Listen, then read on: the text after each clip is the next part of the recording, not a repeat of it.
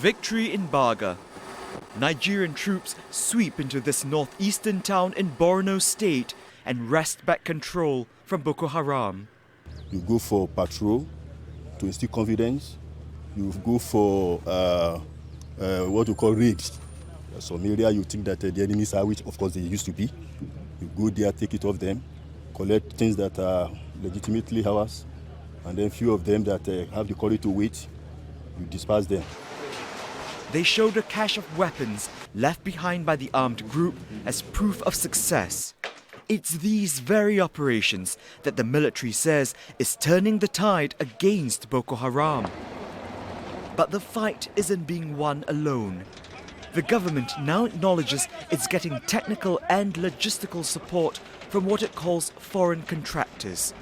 But military commanders have told Al Jazeera that mercenaries from South Africa and other countries are playing a decisive fighting role on the front lines. Boko Haram has emerged as a major security threat to Nigeria and its neighbors. It's killed thousands of people over the past 6 years in a campaign to carve out an Islamic state in northern Nigeria.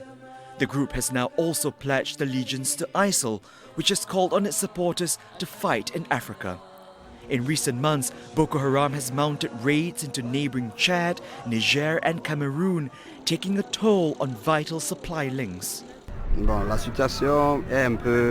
situation has deteriorated because the road is not as accessible anymore due to the insecurity.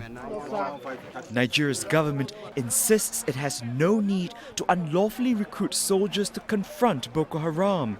It already has the support of the African Union leading a regional force.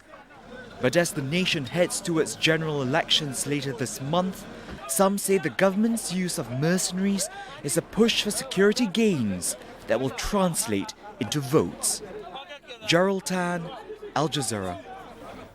Al Jazeera's Nick Schifrin is in northeastern Nigeria. He's been speaking to Nigerian authorities about the fight against Boko Haram.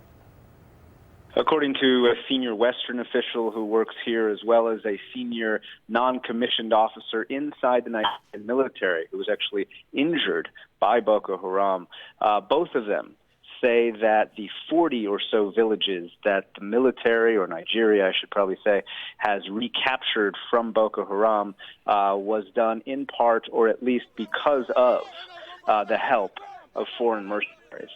We've spoken to many senior military officials as well today and over the last few weeks as we've traveled throughout this region, and they insist that the tide is turning against Boko Haram, not because of the mercenaries, but because a combination of new arms, more political will, as well as that help from neighboring countries.